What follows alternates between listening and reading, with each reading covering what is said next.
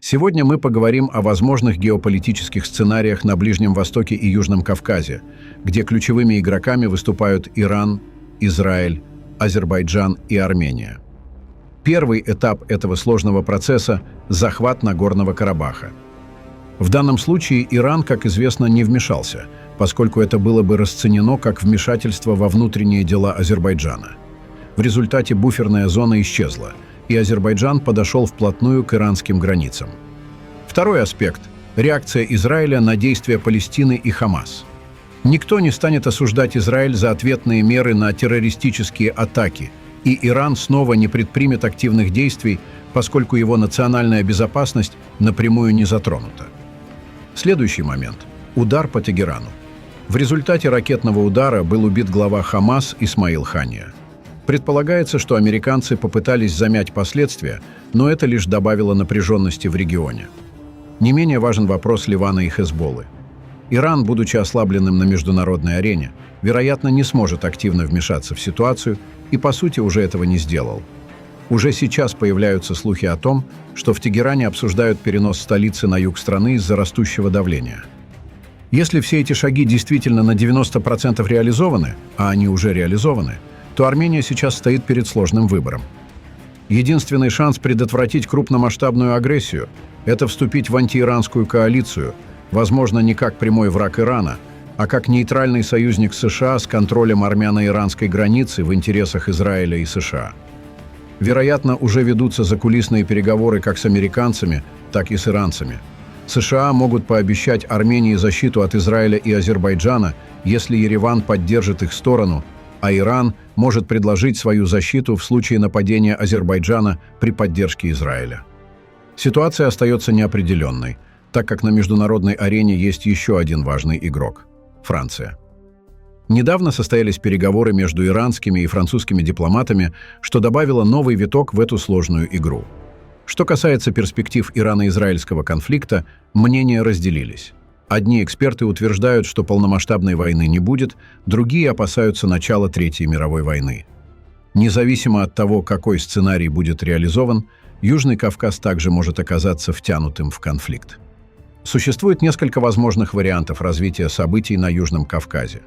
Во-первых, может произойти столкновение между Ираном и Азербайджаном, при котором Израиль будет использовать азербайджанские ресурсы для атаки на Иран. Во-вторых, конфликт может разгореться между Азербайджаном и Арменией с вовлечением Ирана. В этом случае Израиль попытается захватить коридор через Армению, чтобы изолировать Иран. И, наконец, возможно столкновение Азербайджана с Арменией без прямого участия Ирана. Также стоит учитывать роль Турции, которая, будучи членом НАТО, может быть втянута в эти события. Не менее важен вопрос о том, как страны Каспийского региона будут действовать в случае конфликта. Итак, ситуация в регионе остается крайне напряженной. Будет ли полномасштабная война или дипломатия возьмет верх, покажет время. Но Армения стоит перед непростым выбором, от которого зависит ее будущее. Отметим, что на этом напряженном фоне заместитель главы КСИР по политическим вопросам Сардар Ядолла Джавани сделал заявление относительно так называемого Зангезурского коридора. Что касается Зангезурского коридора и присутствия Израиля в Баку, мы следуем указаниям верховного лидера революции и не будем медлить ни на мгновение, чтобы защитить национальные интересы страны, заявил Сардар Ядолла Джавани.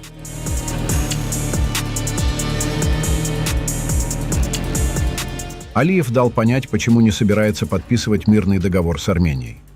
Настанет день, когда мы восстановим разрушенный армянами памятник Ашугу Алискеру и проведем подобную церемонию в селе Аккильсе, селе Азат, Гегаркуникская область Армении.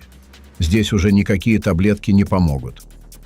Отметим, что на прошедшей в Баку выставке вооружений «Адекс» турецкие и израильские компании продемонстрировали свое единство в поддержке режима Алиева. Пятая оборонная выставка вооружений в Азербайджане «Адекс» завершилась на прошлых выходных. Для Ильхама Алиева это стало возможностью отпраздновать восстановление контроля над Нагорным Карабахом и завершение этнической чистки в регионе. На выставке были представлены российские и белорусские компании, несмотря на их санкционный статус из-за войны в Украине. Среди участников также присутствовали представители оборонных секторов Турции, Пакистана, Катара и Израиля. Вопрос стоит так. Почему бы Алиеву не воспользоваться ситуацией и не предоставить Израилю свои территории и инфраструктуру, включая новые и существующие аэродромы для подготовки удара по Ирану? Множество израильских экспертов уже давно говорят о тесных связях между Баку и Тель-Авивом, указывая, что поставки израильского оружия Азербайджану могут служить логистической поддержкой в случае конфликта с Ираном. Кажется, сейчас для этого подходящий момент. Алиев может не дожидаться предложения от Израиля, а взять инициативу на себя и подготовить возможный удар самостоятельно. В течение августа и первых 2 недель сентября 2023 года Израиль регулярно поставлял Азербайджану барражирующие боеприпасы и баллистические ракеты «Лора». Отметим, что генеральный директор Министерства обороны Израиля Эйяль Замир, курирующий поставки вооружений, посетил Баку за сутки до атаки на Карабах, чтобы выразить поддержку азербайджанским братьям.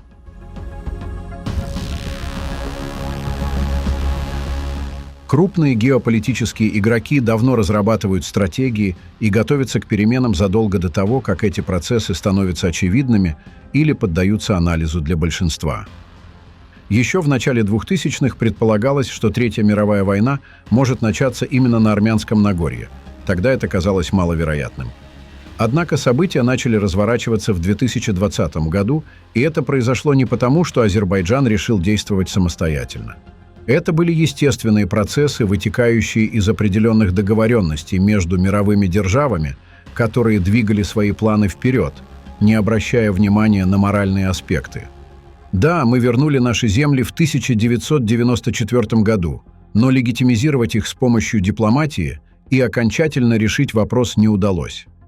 Мы полагали, что находимся в стороне от глобальных процессов, но для дальнейшего развития наша страна не могла оставаться вне геополитической цепи.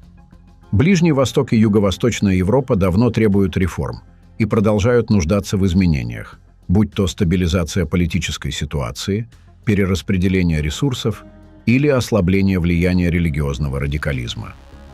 Главная цель этих реформ – дать людям возможность зарабатывать, а затем создать условия, при которых крупные корпорации смогут сбывать им свои товары, контролируя потоки ресурсов и финансов.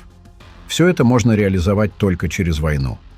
Таким образом, речь здесь не идет об восстановлении исторической справедливости. На самом деле всегда были и остаются на кону ресурсы, деньги и влияние. Исторические вопросы в этом контексте всего лишь инструмент для достижения стратегических целей. Это ритуальная война ритуальных врагов. Ни тем, ни другим не позволят победить. И хорошо, иначе они возомнили бы себя не пойми кем. Максимум, им позволят устроить крикливую драку на Восточном базаре с разбитыми носами и побитой посудой. Почему? Потому что in God we trust. Пишите ваше мнение в комментариях и подписывайтесь на наш канал, чтобы не пропустить самые важные новости мира и нашего региона.